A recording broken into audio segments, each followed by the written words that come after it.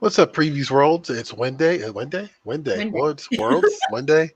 What's up, Previews World? It's Wednesday. It's New Comic Book Day, which means it's time Mhm. for Previews World Weekly. There we go. There you go. We're off to a good Words. start. We're off to a good start. Out the gate. I'm one of your hosts, Troy Jeffrey Allen.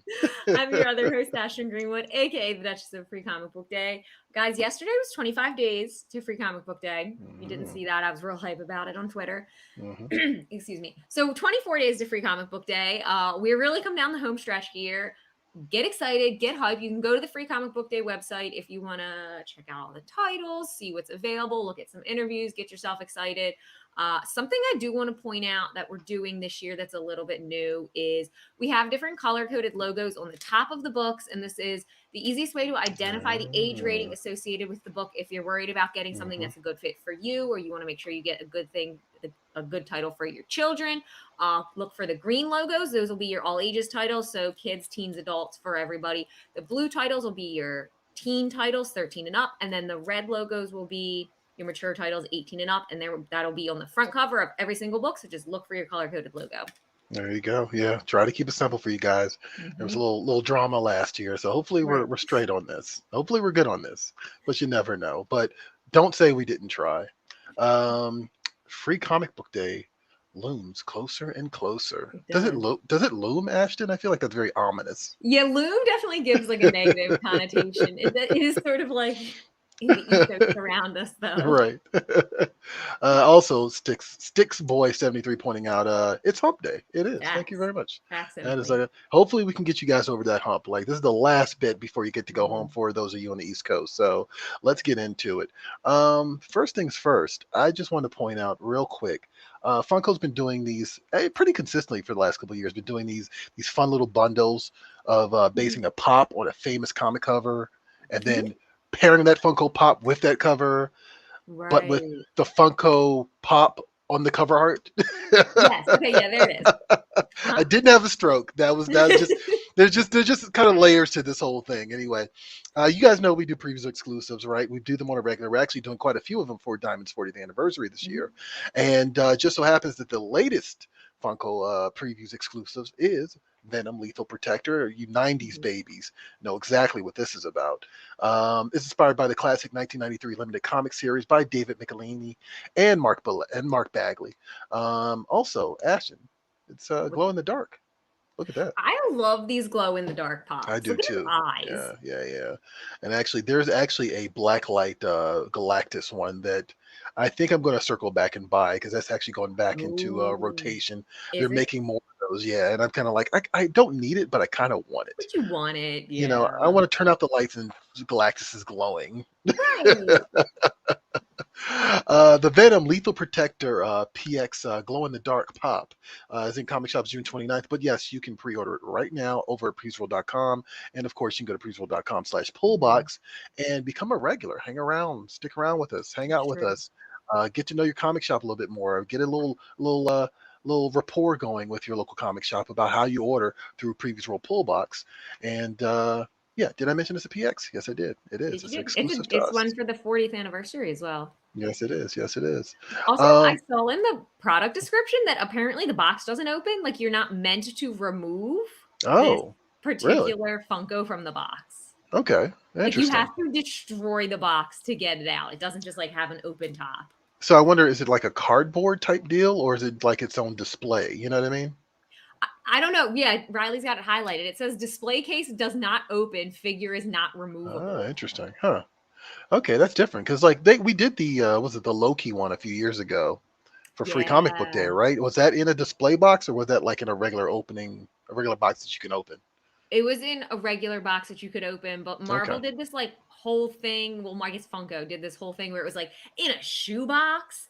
And the shoebox had like the Bifrost Bridge on it, and it also had the comic, and there was also a T-shirt in there, and there were like all these different variants of the comic book and the T-shirt, and it was like a whole thing.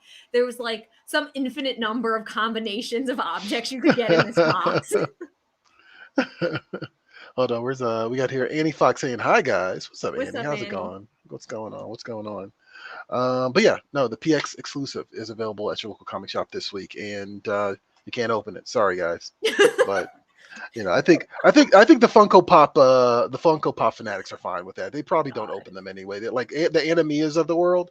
They probably just have a nice little display shelf for them. They don't even open them. So we know it's a real thing. Never removed from box. You know what? I might skip the Michael Bay Spielberg thing. I just don't know if there's a lot of juice there. You know what I mean? Is there a point in skipping it now that you've like alluded to it? I mean, I guess, yeah, okay, you're right. Just fair point. Long story short, Steven Spielberg told Michael Bay to stop making Transformer movies around Transformers #3, and Michael Bay didn't listen. And Spielberg was right. And Spielberg was right. Spielberg was right. Like, I never have loved these movies. I thought the first one was pretty decent. Like, it was like amusing. It was entertaining. And then the one with Shia LaBeouf. Yeah, there's like 3 with Shia LaBeouf, and I believe. Josh Duhamel's in there for some reason. Is he? Okay, I don't remember. He's like a military commander. Oh yeah, that's Fergie's husband, right? Yeah. Very Fergalicious. Very Fergalicious, apparently. But yeah, like Spielberg told him to stop making them after 3, and he did not. And he's kind of been, I won't say lamenting it, but he just kind of acknowledged that, yeah, I probably went a little too far, which I think is pretty accurate. I mean, we like Michael Bay because he does go too far, right? Yeah, but also, is it like the golden rule of entertainment? Always leave them wanting more. Absolutely, and Michael Bay definitely did not follow that at all. So I don't know. I mean, they kept he actually cites. He's like, they just kept making money, and I mean, they do. They play really well overseas. And on top of that, Transformers is one of those long-lasting franchises that it has legs. It has generations upon generations of fans, so it's going to make money. Cross it over with Fast and the Furious and call it a day. You know what? At this point, I feel like they're both so ridiculous that it probably wouldn't matter. Although fine. I will give credit to that. I know I'm not a big Transformers person. I was more of a G.I. Joe kid, right? But the Transformers Bumblebee movie, I think, was a little bit more in line with what fans had wanted from Transformers. Okay. And it did pretty decent. It didn't do that bad. Like, it did pretty decent at the box office. But Michael Bay has kind of hung his hat on this and has gone back to making action movies, which I think he's probably best at. I mean, Transformers. Yeah, Transformer movies are action movies, but no. Just people shooting and punching things. There's no robots in this one. You know what I mean? Anyway, all right, let's get into some what's at comic shops. Ashton's here. I'm here, right? Yes. If you haven't noticed. And we're going to show you what's available at your local comic shop this week and give you our picks. Let's do it.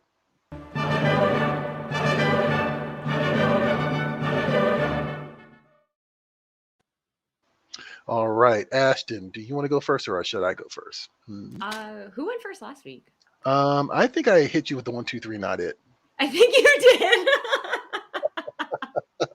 So I'll go first this week. How about that? Okay. Just for the sake of being fair.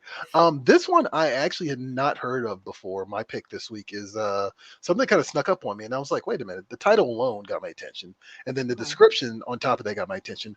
My pick this week is HSE, aka the Human Stock Exchange. Now this is volume 3, but I am definitely going to backtrack and read volume 1 because it's an interesting premise. It's also from our guy Xavier Dornson, who also writes one of your past picks, Ashton, Animal Castle.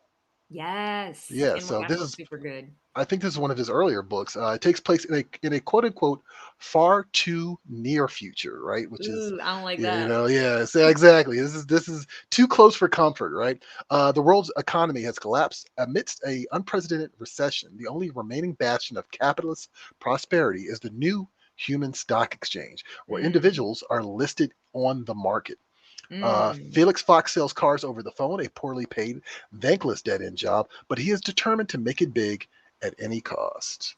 So when the opportunity arises to be listed on the HSE, though, will the cost turn out to be too high? I'm imagining it probably will be. Am I to believe this is like human capital, like human currency? Yeah, humans is currency. Absolutely right. This is the next step after the robot apocalypse. Oh no, it totally is.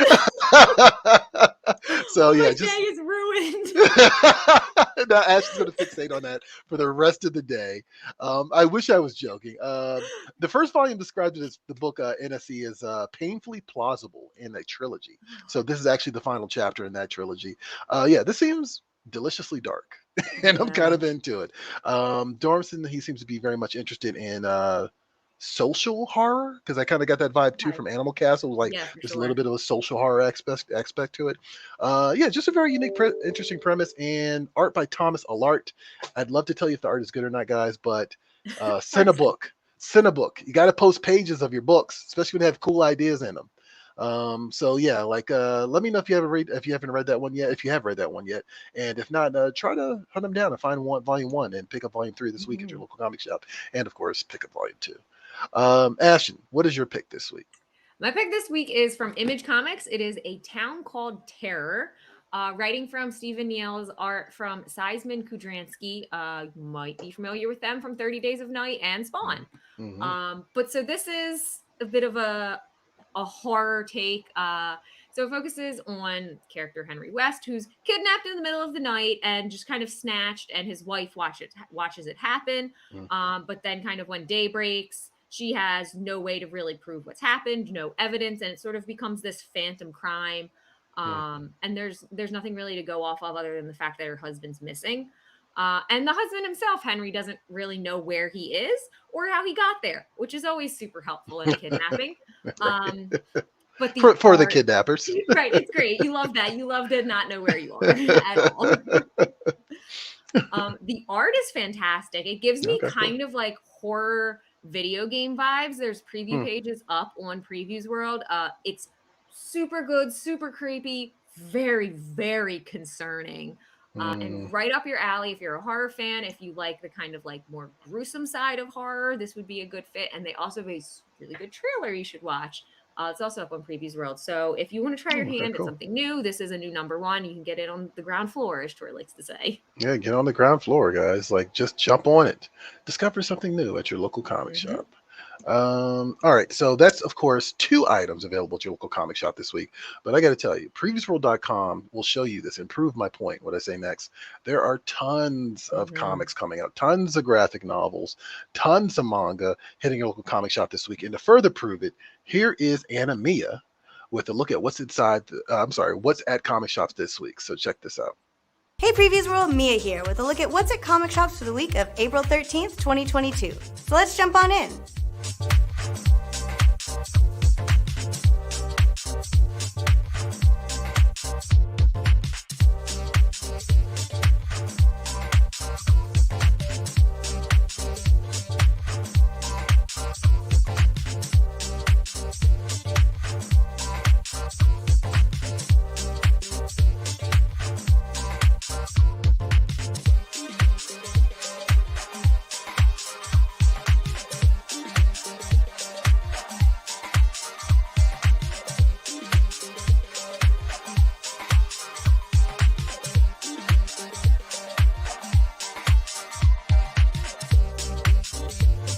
Is that it?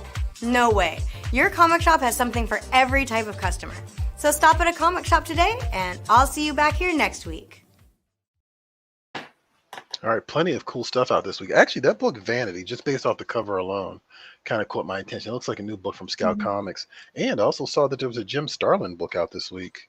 Midnight Rose. It's a one-shot. Jim Starlin, creator of Thanos, and a bunch of other cool Marvel characters and DC characters. Yeah, he's got a new book out coming from Aftershock Comics this week. So yeah, definitely keep an eye out for that, because yeah, it's pretty cool. I actually like what Aftershock's been doing. They've been telling these kind of one and done stories, but in this kind of larger magazine format.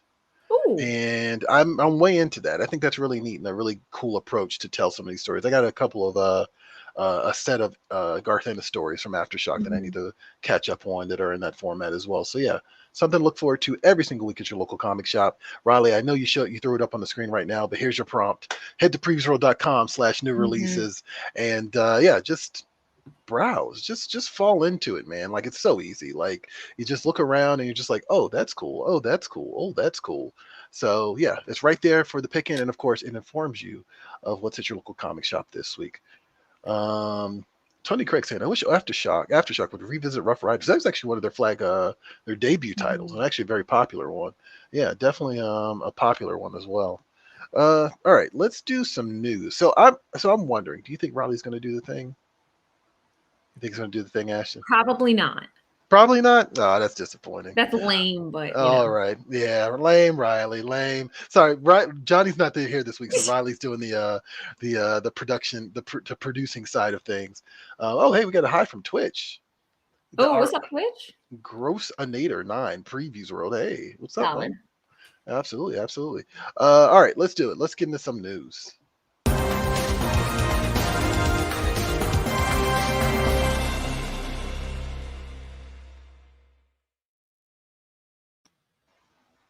Is it news if there isn't some weird sound at the end of it? Like weird commentary from our producer.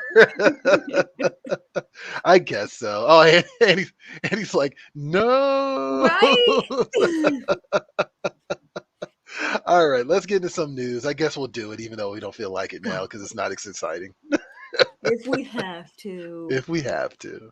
After you, Ashton. Okay. So over the weekend, the 2021 Joe Shuster Awards were finally announced. There were some delays kind of as a result of the kind of height of the pandemic in 2020. Some reps from the Joe Shuster Awards came out and said it took a lot longer than we would have liked to get here. But here are your 2021 winners for works published in 2020. 2020 itself was a challenging time as the world insulated itself to limit the spread of global pandemics. So very aware that they're a little behind the 8 ball here. But as I like to say, better late than never. And it's quite a full list of winners here, but I'm going to hit some of the high points. And then if you want to see the full list, you can check that out on your own just by doing a Google search, or Comics Beat has the full list for you as well. Let me see. Hey, Batman 3 Jokers. I like that. All right. Yeah, you're ahead of me here. I lost my spot in my notes and was like trying to find it again. Okay. So Jason Fabek won for Best Canadian Artist. Michael, oh gosh, Rabagliotti. I don't know how to say his last name. Rabagliotti. There it is. Michael Rabagliotti. Got it. One for Best Canadian Cartoonist. What else? Kamiko Tambuatsu won for Kamiko Does Cancer for Best Canadian Writer. Impressive, Ashton. Thank you. You just let that one roll right off the tongue. I don't know why I had that one locked and loaded, but the previous one was a struggle. All right, cool. So again, if you want to see the full list, you can just check that out online. Yeah, nice. Yeah, no, Jason Fabek's artwork on the 3 Jokers sells that story so much. It's like it's just phenomenal. He's excellent on that. Yeah, better late than never. At least they got their flowers, right? Whatever. Archer and Armstrong is returning. This is, of course, a cult favorite from Valiant Comics. Also interesting for you Archer and Armstrong fans is Valiant is doing a burnt wood variant.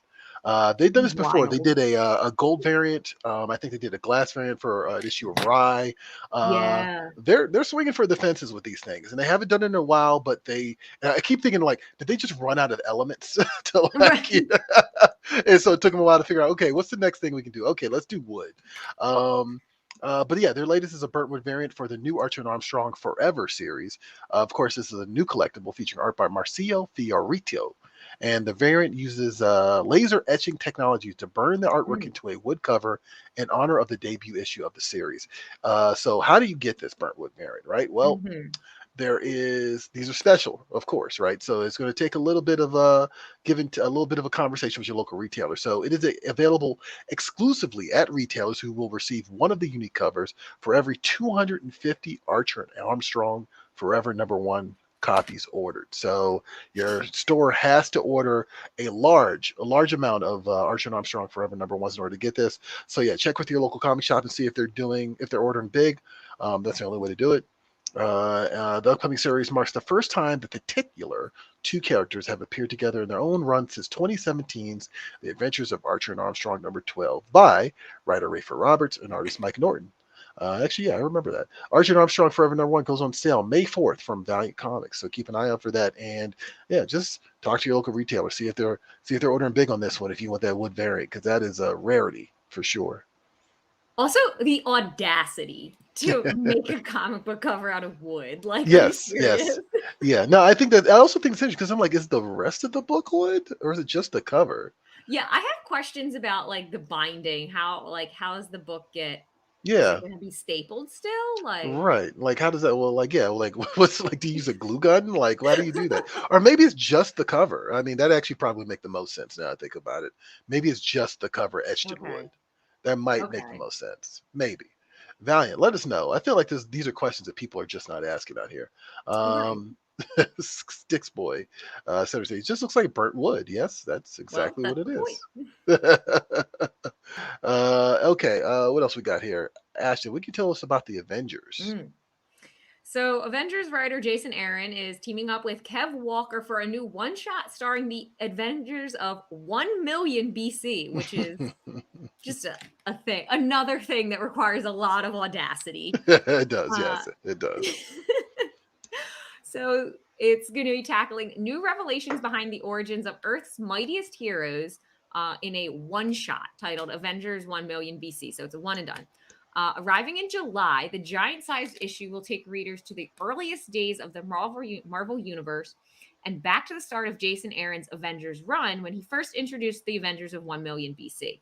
Mhm. Aaron will team up with artist Kev Walker to unearth long-awaited answers behind the original incarnation of Earth's mightiest heroes, including Thor's mysterious connection to the Phoenix Force. And the story promises to reveal how this fascinating addition to the Avengers mythos will play into a major upcoming Avengers saga later this year. Marvel's always got upcoming sagas. They Oh always got yes, big events. always big events, So we're always. gonna find out something.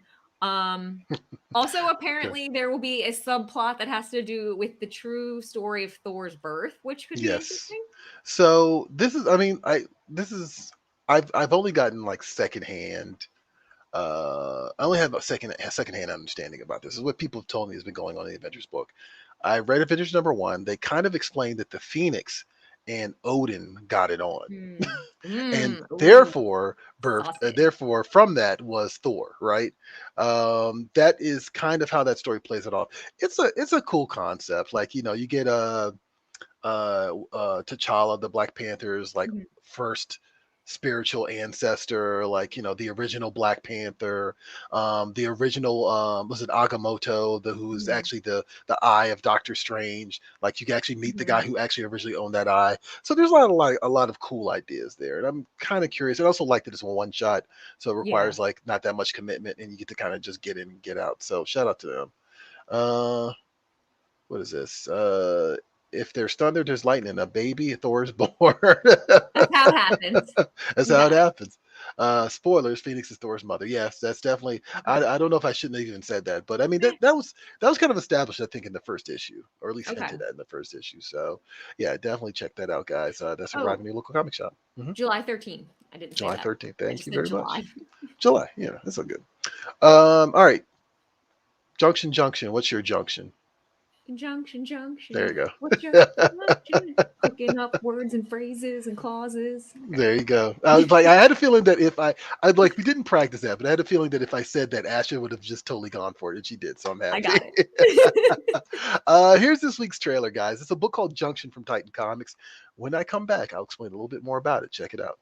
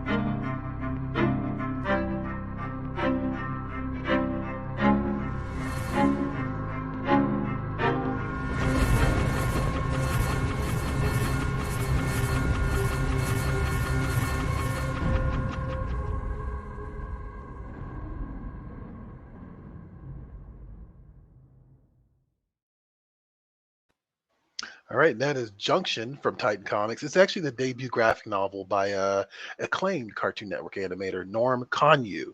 And I think you can kind of see that it kind of has a familiar, almost animated style to it that I Mhm. think is actually really interesting, and yeah, just something different. So, and that's actually in comic shops today. That actually dropped today at your local comic shop. So, ask for it from Titan Comics, available right now. Mhm. Junction. All right, you know what we didn't do last week that we were supposed to do, but we didn't do? Could be any number of things. I mean, it could be any number of things. This is also true. Moon Knight. We didn't talk about Moon Knight on the show last week. We kind of had made a pact on the show, me, you, and Johnny, to like watch episode 1, get our thoughts together, and kind of like come up with some thoughts. Now we're at episode 3, right? I haven't watched the third episode yet. I've not watched any of these episodes. I feel like I need to get ahead of this conversation. Yeah. But have you not watched episode 1? I've not watched a single episode. I'm not really sure. Actually, I'll tell you what happened. It was Bridgerton came out, and my priorities had got adjusted. Okay, all right. Well, then I don't know if this will be much of a conversation then. Riley, did you watch Moon Knight at all? Have you watched it at all? I have not, no. You haven't? No, perfect. You can talk to yourself, Troy. Talk to myself. Sorry about that. All right. Well, I'll just say this much. Like, right, it's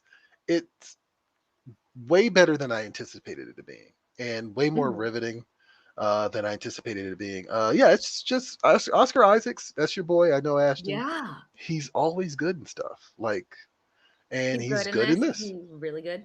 He's good in this. Like, I mean, he has to play somebody with a dissociative disorder, and I think he does a really cool job of it. And they do some interesting things with it that I think are both sympathetic, but also still kind of cool. Like, still good for an action type of story.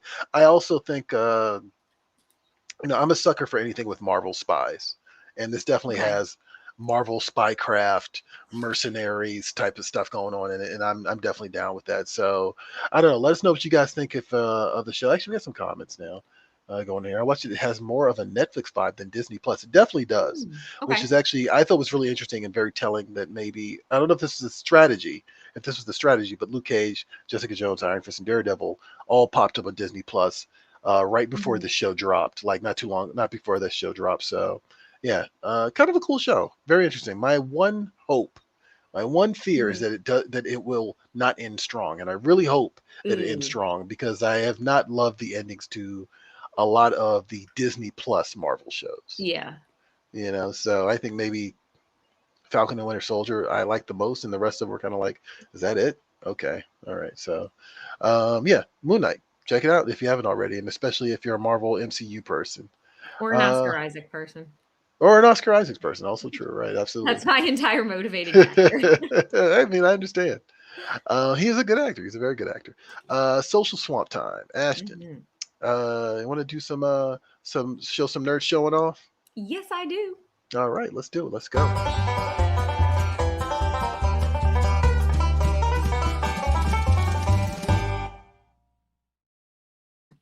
I would like to remind everybody that the banjo portion of that is my favorite part of everything. Absolutely. I love a good banjo.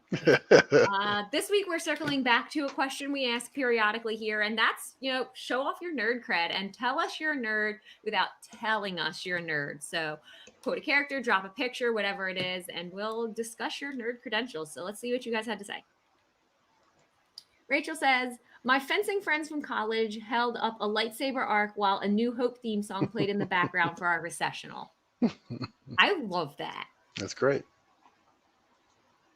Rogue says, I'm part of a Mandalorian A-lit and in a community where we're helping to create the language. Plus, I have a sleeve of my favorite video game weapons tattooed on my arm. Oh, okay. I don't know what that is. Do we know what an A-lit is? I don't know what that is. I do not. A Mandalorian A-lit. I don't know what that is. If you guys know in the comments, let us know. Sorry for being ignorant. Rachel says, I was working in a medical office and a patient at the other window said, hello there. And I said, General Kenobi, a little too loud for my desk. I love it. My crossover tattoo of Doctor Who and Star Wars. Need I say more? Oh my God. Just wearing my Darth Vader helmet with my Indiana Jones hat, drinking coffee in my Sulu mug. Wait a minute. One of these things is not like the other, but I'll allow there's it. A lot happening.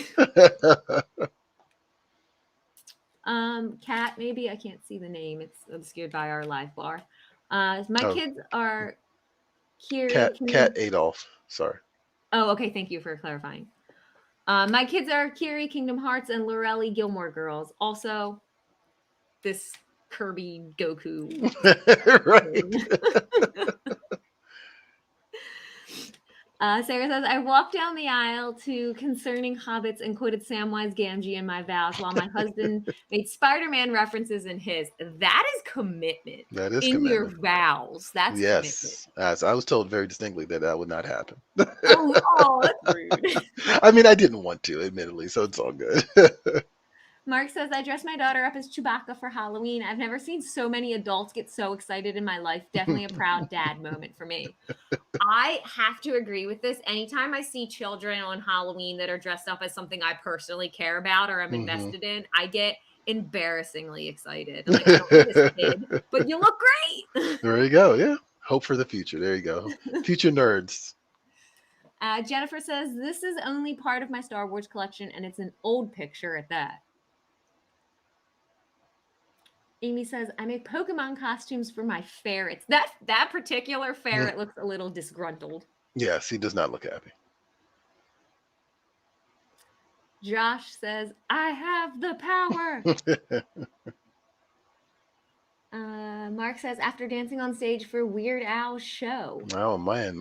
Johnny would have loved that one. I was just thinking the same thing. I feel like we talked about Weird Al recently. Yeah, we did. Absolutely. Is that all of them, Riley? Yeah, that's all of them. I did that last one for Johnny. Okay, that one's for Johnny. Johnny Rose. Shout out to Johnny Rose. Pour one out for Johnny Rose. Oh, wait, he's not dead. Never mind.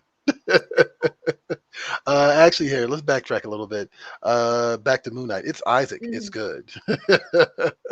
Also, more Oscar Isaac love. Everyone loves Poe. He's our fighter pilot. You know what? I will say he's probably one of the more interesting parts of the sequel trilogy, but don't get us started. He is, and he got the least amount of play of any of the. I have a lot of hot feelings about the sequel trilogy. And I will do an abbreviated version here, which is that Poe is easily the most interesting of like the three core characters in the sequel trilogy, and they give him the least amount of screen time and the least amount of backstory and the least amount of character development.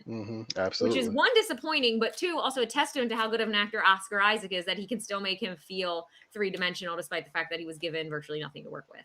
Yeah. I did rewatch Force Awakens not too long ago, just out of morbid curiosity. There's a funny part where he's kind of face to face with Kylo Ren. Yeah. And they're interrogating him. He's like, so do I talk now? Do you talk now? How does this work? And I was like, that's good. That was good. It was at that point in the movie that I still had hope, guys. Yeah. Oh, yeah.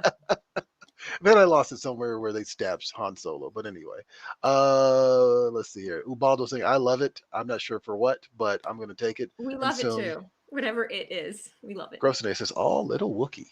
Right? Ubaldo also pointing out that, like, show us so you're a nerd without saying you're a nerd. My profile picture says it all. You're a Dark Lord. Okay. But since what do we have? Grossing there again. But since Star Wars, Oscar Isaac has been a busy man. Oh, he's always been a busy man. I think we joked actually on the show, like, I did. I think you disagree with you that he's I feel like he's going to approach Sam Jackson status. I could already see you taking issue with this. Not possible. Okay, I mean, like, all right, yeah, approaching Sam Jackson status is kind of intense. Maybe he's J.K. Simmons status. How about that? Man, J.K. Simmons really just out here doing commercials. He's out here doing everything, and so is Sam Jackson. So there you go. Thanks guys for giving us those viewer responses. We always appreciate it. That's always a fun one, always a popular one too. Like, it is, yeah, people show up for those, which is always fun, you know. Okay, I don't know what SLJ will be. Oh, Star Wars: The Last Jedi will be like Not Today, Mother. Okay, I don't know. What? I don't quite get that one.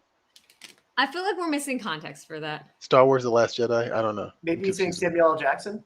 Oh, Samuel Jackson would be Not Today, Mother. Oh, okay, that makes more sense. Yeah, that makes more sense. There you go. All right. No, okay, it makes more sense. I was like, wait a minute, what did we say about Star Wars? Is this an angry comment about our Star Wars comment? Because I mean, we're used to it. Whatever.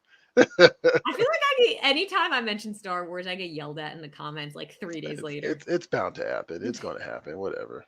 We need to all, well, maybe not let it go, but we need to all be just like simmer down. Just simmer down. Weekly poll, Ashton. Do we have one this week? What you got? We have one this week. I went for an oldie but a goodie. Okay. And I would like to provide some context as I lob this up, which is that I recently saw an article that made the argument that the movie is always better than the book, and there are scarce few examples where it's the other way around. I took personal issue with that. So I used my free comic book day platform to clear the air. And I asked you guys, what is better, the book or the movie in any context of adaptation? Okay. Riley, do you want to jump in here? Maybe give some insight to this conversation? Man, I can try. This is a tough one, though. That's a tough one. Yeah. It is. You're right that it's been one of those questions that gets debated, it feels like, constantly. It really is so dependent on, I feel like, what you want from, whatever the movie is that's being based off. If you're looking for, exact detail and accuracy to the book, you're probably going to come away from the movie saying, I didn't care for that too much. But if you're just sort of looking at something that captures the spirit and brings some of those ideas to big screen, it might work for you. I normally come away from movie adaptations of books I love saying it's different, but I still enjoyed it. Okay, I'm with that.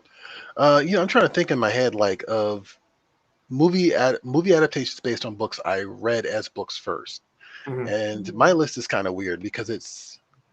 Oh, and actually, no, I can't even say that. No, I was going to say Casino Royale, but I read Casino Royale after Casino Royale came out. And The Man with the Golden Gun, which I think, I feel like the book was better on that one. And Fight Club, which is oddly very much like the movie. Yeah, I've heard that before. I've never read that book, but I have heard many people say it's a pretty good adaptation. Yeah, and if I had to go back, I'd probably say... There was a speaking of Sam Jackson, there was this movie with Sam Jackson in. Was it Hayden Christensen? Actually, I think it was Hayden Christensen. Oh my God! Called Jumper. Jumper. Yeah. Right. Yeah. I read that book when I was like in junior high school, I think it was, or high school or something like that, and I loved that book. And the movie just kind of totally lost me. So that's based on my experiences.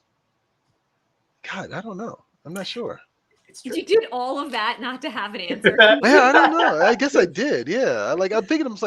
Based on my experience, I guess the books are typically better. I want to say. Do we count comics in this as well? Because I can go on that forever. Yeah, for sure, certainly. I think. I'd say the comics typically are better too. So I would agree with that. Yeah. That seems more definitive for some reason. It does. Yeah. I don't know, Ashton. What are you thinking? Where's your take on this? I think you started to say something that was an interesting point, which I think to some extent the order that you consume each of these kind of frames your outlook. Like if you see the movie and then read the book, you might feel differently than if you've read the book before you saw the movie. Yeah.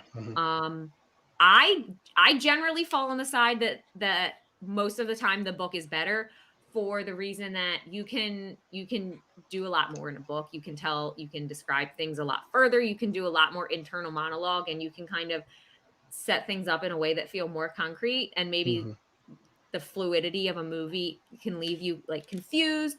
Like a lot of times if you have books or comic books where narratives are happening internally, that doesn't translate well to the screen. And it comes across like clunky, or like you're missing a lot of background information. So I just think the ability to communicate more stuff quicker makes the book the better. Yeah, no, I think that's real. I also really like with a book, especially if you read a book before you see the movie, you get the opportunity to create the world for yourself and to decide what the characters look like for yourself. And then once it gets adapted, like now definitively, like Iron Man is Robert Downey Jr. in your head for the rest of time, and you can't change it. All right. So I kind of like the freedom you get of reading a book. No, I get that. Yeah, you kind of get to casting yourself. Oh yeah, Riley's on The Grinch Who Stole Christmas. Better movie than book. Interesting. I don't know which version. Right. Oh yeah, that's right. There's like more than one, isn't it? Well, there's a Jim Carrey movie, but there's also it's like an animated show though. It's not a movie, right? There was a Illumination movie that came out a couple of years back. Oh wow! I totally forgot about that. Yeah, there was the animated one from I can't remember exactly when, but that like original sort of short movie one. Wasn't Benedict Cumberbatch the Grinch, the most recent one? Oh, maybe I can look that up, but I'm not sure. Jim Carrey was the Grinch, right? Yes. Okay, all right, okay. That was the first movie I thought of. All right. Yes, he was the Grinch. Oh, okay, interesting. Okay. Huh. We also have this comment. Depends on the story. Stephen King movies are better because you don't have to read all the character development. That's fair. That's valid. I don't think I quite understood the Stephen King thing until people's gripes with the Stephen King adaptations until I saw it. Yeah. The new It movies, and I did not read it, but I kind of went back and kind of got like the Cliff Notes version. So I was like, this sounds really long and just kind of ends in a really weird way. I read it after seeing the first movie, and it's very long. Yeah, it's like, this You sounds read it? very I did long. read it, yeah, and it took me a while. Yeah, I believe it. That. I believe it. I read Alien before seeing the movie. Actually, yeah, that's right. There was a novelization before the movie came out. The book had a character that wasn't used as much in the movie. Jones, the cat's perspective on the whole craziness of the Nostromo, cannot be accurately portrayed in live action. Yeah, that's true. That's totally fair. Yeah, I totally forgot about that. There was an Alien book. I think it was created specifically to get the movie options, actually, if I remember correctly. Like, they were doing a script and they were like, well, what if we do a novelization? If I remember correctly, what if we do a novelization? Then maybe they'll take this movie idea seriously. My favorite thing to do back in the day was read the novelizations of the movies. I used to do that all the time. And for the most randomest, weirdest stuff, like I did it for Die Hard with a Vengeance. Wow. I read the novelization of Revenge of the Sith, actually. Yeah, absolutely. So what are you thinking? Book or movie? The book. Book. Okay. And yes. Oh, okay. Next. Actually, I shouldn't be surprised by that. I think that's a big one. Yeah, that's a big one. Yeah, like, no, I shouldn't be surprised. That we get a lot of purists in our feed. Like, they're not gonna give any shine to any new thing on the block. They're gonna be like, I go with the original. That's how I roll. All right. Comic shop shout out. Man, we're flying by. We're only at 43 minutes. What is the comic shop shout out for this week, Ashton? This week's comic shop shout out goes to Infinity Flux Comics in Chattanooga, Tennessee. Excuse me, I'm sorry. And it was submitted by Monty. He says they have great service, friendly smiles, fantastic selection, and amazing sidewalk sales. I do love a sidewalk sale. My comic shop does them from time to time as well. So we'll show you some pictures of Infinity Flux Comics at the end of the show during the credit roll. If you want us to shout out your local comic book shop on the show, find us on social media, tag your shop. If they don't have a handle, just leave their name and use the hashtag #SupportYourLCS. We'll find your local comic book shop, shout them out on the show, and give them some love. Absolutely. Actually, you want to shout out your local comic shop since you mentioned it? Yeah, mine is Collector's Corner. Nice. I've been actually going to Third Eye Comics a lot lately because they're actually a little bit closer to me now, and it's it always feels like it's always a great experience when I go in there. So I'll give them a little shout out too. Here is your weekly reminder to like, follow, and subscribe. You can hang out with me over at PREVIEWSworld. Right? That's across pretty much every platform that matters. How about that? That's fair. And Ashton, where can people find you? You can find me at Free Comic Book Day on Facebook, Twitter, Instagram, and TikTok. We are on TikTok. Free Comic Book Day is coming in hot, you guys. So that will be, your definitive source for any information you need. Find out about the books, get links to find your store if you don't have a store to celebrate at yet. All of that good stuff. You can find me on social media for just loudly proclaiming. Absolutely. Baldo following up with, I 100% agree about the books. So, thanks. Sorry, got a little burpee there. Sorry, guys. All right, real quick, over on PREVIEWSworld.com. Look, I do interviews every single week called Get Graphic, and I pinpoint a particular artist. They come on I interview them to talk about their craft. They show me some of their process art. I got to talk to inker and artist Dexter Vines. Now, Dexter has done some of the biggest comics in recent memory, including Marvel's Civil War. He was the inker on that for Steve McNiven and a bunch of others. And I just want to give him a shout out and give this interview a shout out because Dexter is doing a sale route right now. And actually, you know what? I'm going to do this. Riley, can you go back to since we got some time? Can you go back to the page? And just click on the part where it says his official site. This is nuts. Whoa. Right. So what these are these are scans, of course, but if you buy from him, you're getting original artwork. And these are the original pencils over inks that have inks over them by Dexter Vines. So it's kind of like a 2 for 2, right? You get something original from the artist and an inks piece from Dexter Vines. And I just thought this was so cool. I'm thinking about doing this. There's a Green Lantern one on there that I want. And just sometimes you don't really understand how amazing the creative process of comics truly is until you see the pencils and the inks, because the level of detail is absolutely amazing. So yeah, definitely check that out. Definitely check out the interview, and just a little shout out for Dexter Vines for being a good sport and let me interview him just kind of randomly. I was just like, hey, can I talk to you about inking? He was like, yeah, sure, whatever. And that is it, I think, for Previews World Weekly. Is that it for you, Ashton? I mean, I guess. Okay. All right. We can go with that. We'll go with that. Sure. Why not? I mean, I could endlessly plug Free Comic Book Day given the opportunity, but I think y'all are sick of me by now. I mean, you know what? They might need to hear it again, to be honest. Truthfully. When is Free Comic Book Day? Just for the hell of it. May 7th. May 7th. The first Saturday in May. It's the 7th this year. May 7th. The 7th of May. And for those of you who still have trouble remembering, it's the week of Doctor Strange and the Multiverse of Madness. It's that Doctor Strange comes out that Friday or Thursday. It's that Saturday, so you can double down. I know some places that are next to movie theaters that are doing something with the movie and the comic shop next door. So definitely keep an eye out for that, and definitely, just show some love to your local comic shop and get some free comics. Above all else, get some free comics. That's it for Previews World Weekly. I am one of your hosts, Troy Jeffrey Allen. I'm your other host, Ashton Greenwood. And we will catch you guys at the spinner rack. Catch you later.